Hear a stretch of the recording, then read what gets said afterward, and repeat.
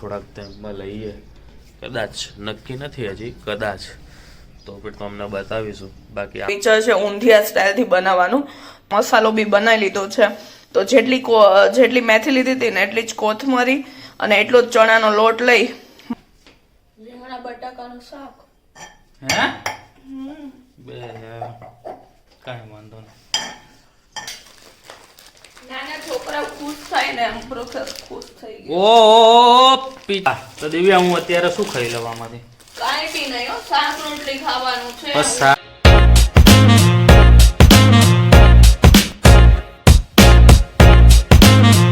મિત્રો good morning અને જય શ્રી કૃષ્ણ. તો નવા દિવસની શરૂઆત આપણે કરી દીધી છે. બેગ લટકાઈ દીધું છે, મસ્ત મજાના રેડી થઈ ગયા છે. વાતાવરણ જોઈ રહ્યો છો, મસ્ત છે, જોરદાર. એટલે આપણે હાથના મોજા ઘરમાંથી નીકળે ને ત્યાં જ પહેરી લેવાના છે. મસ્ત જોઈએ, કદાચ આમાં પણ નવી અપડેટ કદાચ આપણે હમણાં થોડાક ટાઈમમાં લઈએ, કદાચ નક્કી નથી હજી, કદાચ તો પછી તમને બતાવીશું. બાકી આમાં અત્યારે તો વાંધો નથી કાંઈ, પણ થોડી જગ્યાએ પેલું રેક્ઝિન આવે ને એ નીકળવા માંડ્યું છે. તો જોઈએ હવે શું કરવું શું નહીં આગળ. બાકી મસ્ત રેડી તો થઈ ગયા છે. તો આપણે આગળ ફટાફટ તમને આખા દિવસની દિનચર્યા બતાવી દઈએ આગળ. તો બસ જો સાંજ પડી ગઈ છે ને આપણે કામ કરી રહ્યા છે. કાર્તિકભાઈ એનું કામ કરી રહ્યું છે અને આપણે થેલીઓ ભેગી થઈ ગઈ બહુ બધી. અને વાતાવરણની વાત કરીએ તો પવન ચાલુ થયો છે ફૂર ઝડપે, એટલે ટોપી બોપી પહેરીને આપણે બેસી ગયા. પંખા બસ અમે લોકો આવી ગયા. બધું તેલ ને લેવાનું હતું તો બસ એ લેવા માટે. So hello and good evening બધાને.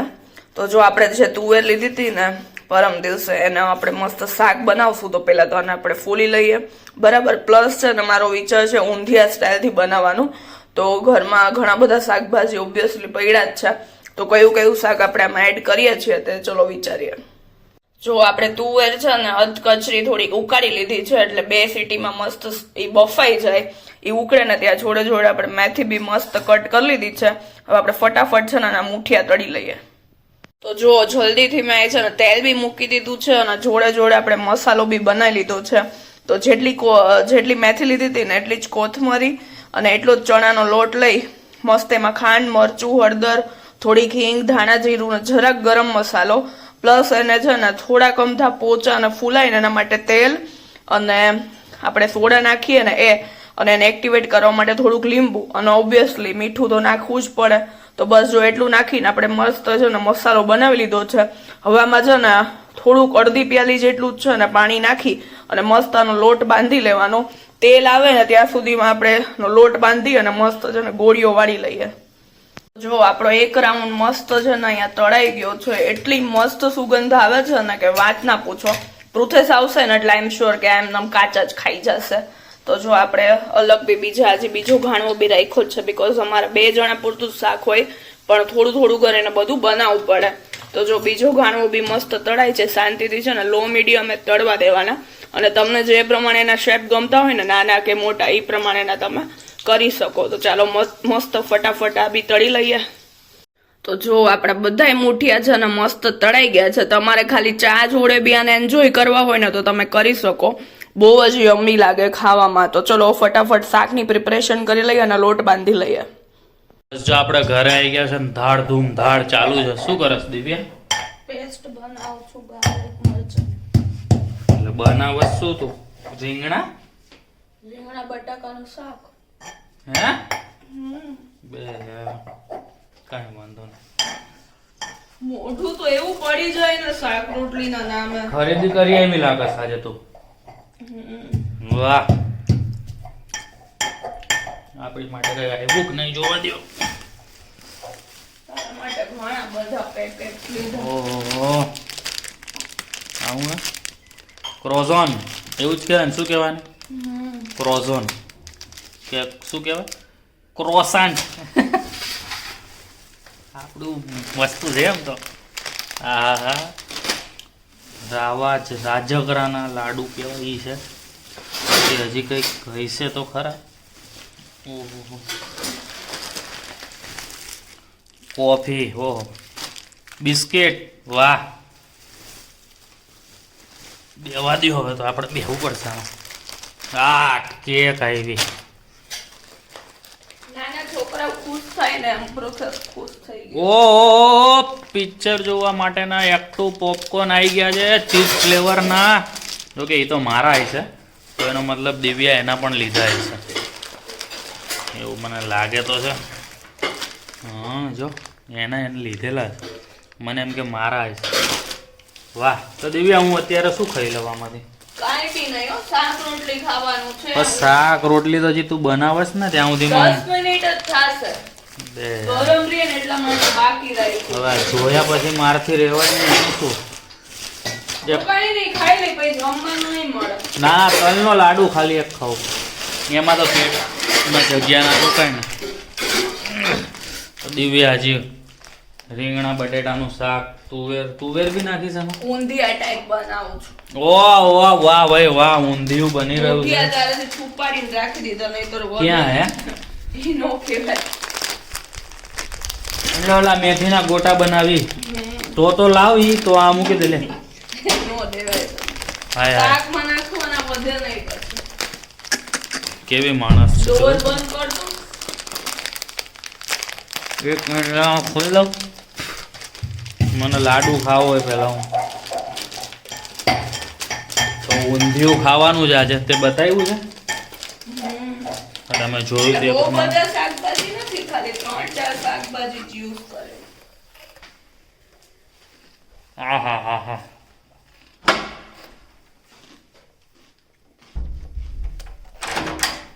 શિયાળામાં આ બધાની મજા જ લે કંઈક અલગ છે. કાપુ, હવે તારે જેવું કોણ થાય? એક જ હો પણ. હા હા ક્યાંકથી કાઢ્યું છે ક્યાંથી કાઢ્યું. ઈ નો કહેવાય. આમાં હમણાં શાકમાં ખાજે. ક્યાંક ડબ્બામાં છુપાડીને રાખ્યું ને ત્યાં સુધીમાં દિવ્યા બનાવે ત્યાં સુધીમાં આપણે આનો લુપ્ત ઉઠાવીએ. એકાદ હજી કદાચ દિવ્યાની નજરથી બચીને આપણે લઈને ખાઈ લઈએ તો બસ આપણે આ બધું એન્જોય કરી ત્યાં સુધીમાં હે ને દિવ્યા બનાવી લે ને આપણે ટીવી બીવી ચાલુ કરીને કંઈક જોઈ બીજું તો શું થાય. જો અહીંયા શાક તૈયાર થઈ ગયું છે ઊંધિયું. ધુમાડા નીકળે છે. ધુમાડા બંધ ઊંધિયું તૈયાર છે અહીંયા. આ એ જો. બાપ થઈ ગઈ અહીંયા. વાહ આ તો ખાવું જ પડશે હવે ફટાફટ આમાં. ગરમા ગરમ.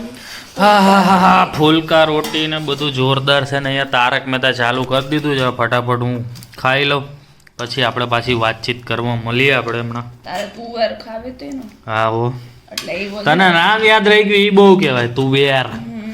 વાહ વાહ સરસ સરસ.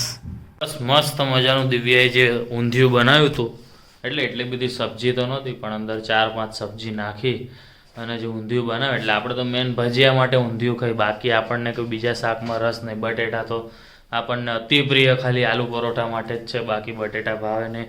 અને રીંગણા બટેટાનું શાક આપણને ખાલી ઓળા માટે ભાવે.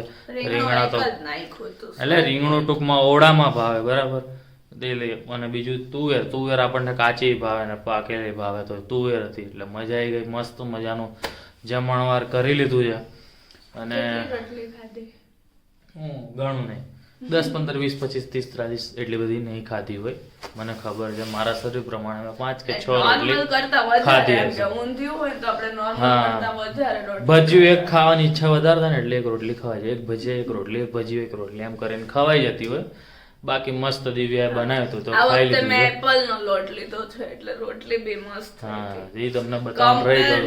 તેલ ને બધું એટલે ઘર વખરીની ટૂંકમાં સામગ્રી આવી ગઈ હતી બધી એટલે અડધી તો દિવ્યાએ ગોઠવી દીધી. આશીર્વાદ રોટલી મસ્ત થઈ હતી એપલ ની. તો તમે લોકો બી ટ્રાય કરતા હોય તો એ કરજો. ઓકે તૈયાર લોટ લેતા હોય તો ટૂંકમાં એવું ને તૈયાર ઘઉંનો લોટ લેતા હોય તે એપલ કંપનીનો લેજો. સ્ટોર નહીં કરતા કારણ કે અમારે રોટલી ઓછી ખવાતી અને દળાવા જવાનું બી માથાકૂટ થાય ને ઘર ઘંટી અત્યારે આપણે ઘરે રાખવાની જરૂર છે નહીં કાંઈ. પણ ઓલમોસ્ટ સેમ પ્રાઇસ જ પડે. ખાલી 20 રૂપીસ નો ડિફરન્ટ પડે. તમે ઘઉં લેવો પછી એને સાફ કરો, સ્ટોર કરો આખું વર્ષ પછી અને વળી પાછું દળાવા જવું હોય ત્યારે એના અલગ અને સ્ટોર કરવા માટેની પેલી શું થેપલી વેપલી પારાની ગોળીઓ ને એવું બધું બનાવવું પડે. એ બધું જો ધ્યાન રાખવાનું. એના કરતા તૈયાર લોટ સારું છે. ના ટ્રેન્ડ નથી ગયો બધાના ઘરે હોય જ છે પણ અમારા જેવા હોય જે ઘરમાં એટલું બધું ના રાખતા હોય સ્ટોરેજ ને એવું બધું તો એની માટે બહુ જ સારું છે કે તૈયાર લોટ લઈને તમે લોકો વાપરી શકો છો. તો એપલ કંપનીનો ટ્રાય કરજો. આશીર્વાદમાં અમને મજા ના આવી, ખબર નહીં શું હતું પણ આશીર્વાદની રોટલી સારી બને છે, પણ એ છે ને ડ્રાય તરત થઈ જાય છે અને એકદમ ડ્રાય રોટલી બને છે. એ તો આ બનાવતા એમને ખબર હોય, મને તો ના ખબર હોય. તો બસ કંઈ નહીં, હવે અત્યારે તો આપણે દિવસને અહીંયા અંત કરી રહ્યા છે. તો અને હા, દિવ્યાના રિપોર્ટ્સ આવી ગયા છે, બધા નોર્મલ છે, એટલે દિવ્યાને કાંઈ ડાયગ્નોસ નથી થયું, એટલે એ પણ એક સારી વસ્તુ છે. પણ ચક્કર ચાલુ છે, એની દવા આપી દીધી છે ડૉક્ટરે, એટલે એ દવાની અસર થાય છે કે નહીં જોઈએ, નહીંતર પાછી અલગ દવા ડૉક્ટર આપશે એવું ડૉક્ટર દ્વારા કહેવામાં આવ્યું છે. બરાબર ને? એવું કંઈક જ છે ને?